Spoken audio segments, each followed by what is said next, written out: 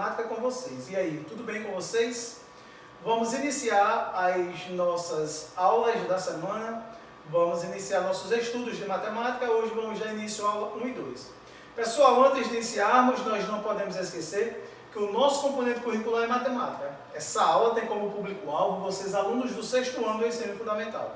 Nessa aula de hoje, a gente vai falar sobre explanação sobre ângulos. Vamos iniciar o estudo de geometria falando de ângulos. É importante que vocês estejam com seu livro didático, lápis, caderno e borracha, para que nós possamos, para que vocês possam acompanhar as nossas aulas e as questões aqui desenvolvidas através do livro de vocês. E aí, prontos para nós iniciarmos essa videoaula da semana? Gente, para iniciarmos, nós vamos para a página 203, falar de ângulo. Vamos lá? Então, na página 203, ele diz que ângulo é toda região convexa ou não do plano determinada. Ou seja, determinada por duas retas de mesma origem. Olha o que ele diz. Ângulo é uma região convexa ou não do plano, determinada por duas retas de mesma origem. Primeiro vamos entender, para ter um ângulo, quais os elementos eu preciso escrever. Primeiro o vértice. Está aqui o pontinho chamado de origem, o vértice. É daqui que partem os segmentos de medida. Então, eu tenho aqui o segmento de medida OA e o segmento de medida OB. Compreendido entre esses dois segmentos de medida, eu tenho uma região interna chamada de ângulo. Então, o ângulo é toda região convexa ou não do plano determinada por dois segmentos de medida de mesma origem. Então, essa região aqui é determinada ângulo. Pessoal, então, nós vimos que para formar um ângulo, eu preciso ter primeiro um vértice e depois dois segmentos de medida.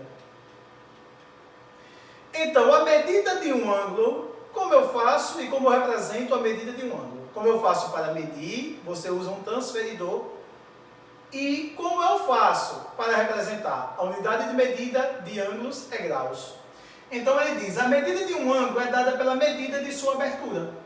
A unidade padrão utilizada para essa medição é o grau, representada por esse símbolozinho aqui, escrito após o número. Por exemplo, aqui eu tenho um ângulo de 40 graus, olha o símbolozinho aqui. Aqui eu tenho um ângulo de 145 graus. Como é que eu sei que esse ângulo aqui mede um grau superior a esse daqui? Pela abertura dos lados.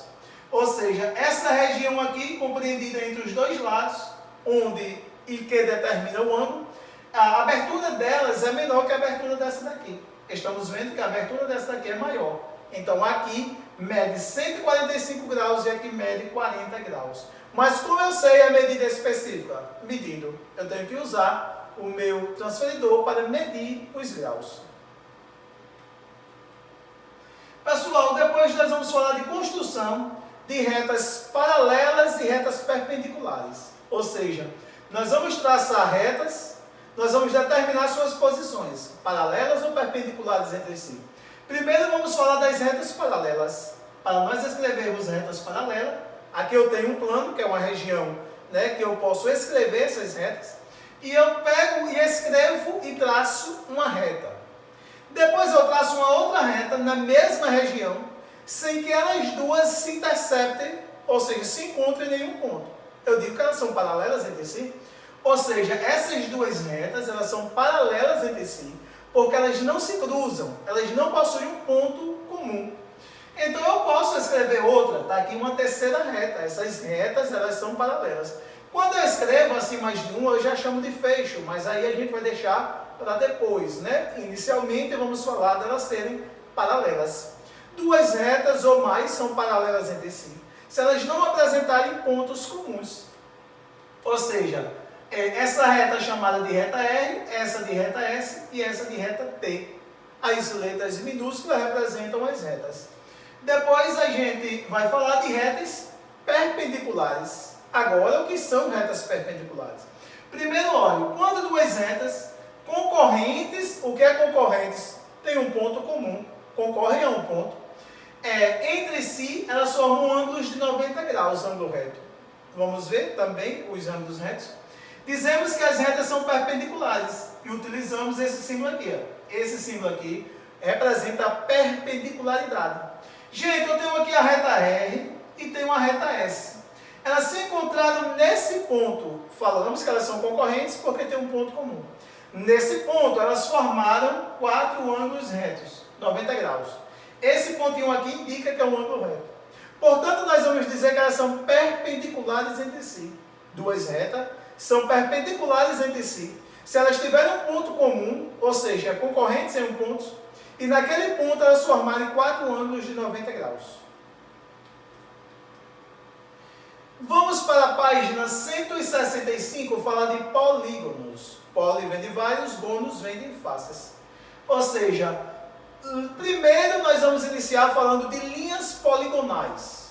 Linhas poligonais abertas, linhas poligonais fechadas, abertas simples e fechadas não simples. Linhas poligonais abertas simples, fechada simples, aberta não simples e fechada não simples. Então, vamos continuar? Pessoal, é importante que a gente entenda. Em uma folha de papel, você aí em casa, desenhe várias linhas planas simples, fechadas e pinte a região do plano limitada por elas. Aí em casa, vai pegar uma folha de papel, você vai desenhar linhas poligonais planas, simples e fechadas. Ou seja, planas, simples e fechadas são assim. Depois vai pintar essa região aqui interna delas e vai mostrar ao seu professor. Depois vamos falar de polígonos, olha, identificando polígonos. Polígonos simples, polígonos complexos ou convexos. Polígonos simples são esses aqui, complexos são esses aqui. Então os dois são modelos de polígonos. Pessoal, como que a gente pode classificar um polígono? Pelos lados e pelos ângulos. Ou seja, o nome de um polígono depende da quantidade de lados e de ângulos. Vamos ver? O nome, o polígono e o número de lados. Ressalta-se que o número de lados é igual ao número de ângulos. Um triângulo é esse polígono aqui. Quantos lados ele tem? 3. Um quadrilátero é esse daqui, mas tem vários. Quantos lados? 4. Teve 4 lados, é um quadrilátero. Um pentágono, esse daqui. Quantos lados? 5. 5 lados é um pentágono. Um hexágono, esse daqui. Quantos lados? 6. 6 lados, um hexágono. Um heptágono, esse daqui. Quantos lados? 7.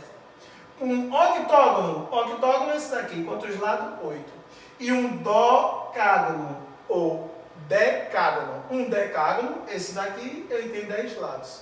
Os polígonos podem ser classificados de acordo com a quantidade de ângulos e de lados. Polígonos, eles podem ser regulares ou não regulares. Polígonos regulares são todos os polígonos que têm os lados com medidas iguais. Por exemplo, aqui é um triângulo, ele é regular. O nome dele é equilátero, porque todos os lados medidas iguais. Esse daqui é um quadrilátero, por ser regular, o nome dele é quadrado, lados com medidas iguais. E todos os outros aqui, porque, por exemplo, o quadrado, ele é específico. O triângulo equilátero, ele é específico. O heptágono, o pentágono e todos os outros pode ser regular e não regular. Mas o quadrado, ele só pode ser regular. O triângulo pode ser regular e não regular. Por exemplo, um triângulo isósceles não é regular. Já o quadrado só tem quadrado regular. Agora, o heptágono, o hexágono, os demais não. Tem regulares e não regulares. Agora nós vamos para a página 215, a atividade da página 215. Na página 215, ele diz aí: qual das seguintes figuras é um polígono? Justifique sua resposta. Olha, nós vimos anteriormente quais são um polígono. Letra A. Letra A é um polígono. Por que um polígono? Primeiro, porque nós usamos linhas poligonais simples e fechadas para descrever esse polígono. Então, terceiro, ele tem vértices, tem arestas de lados, tem ângulos internos, e aí nós vimos que ele é um triângulo retângulo. A questão 4. Miriam desenhou um polígono cujos vértices são os pontos A, B, C, D, E e F. Quantos lados tem um polígono que Miriam desenhou? Qual o nome desse polígono? Eu já botei aqui o polígono que ela desenhou. Quantos lados tem? Olha, 1, 2, 3, 4, 5, 6 vértices, 6 lados. Como é o nome dele? Hexágono. O hexágono é um polígono de 6 lados. Pessoal, a nossa aulinha de hoje fica por aqui. Falamos de retas, paralelas, ângulos e polígonos.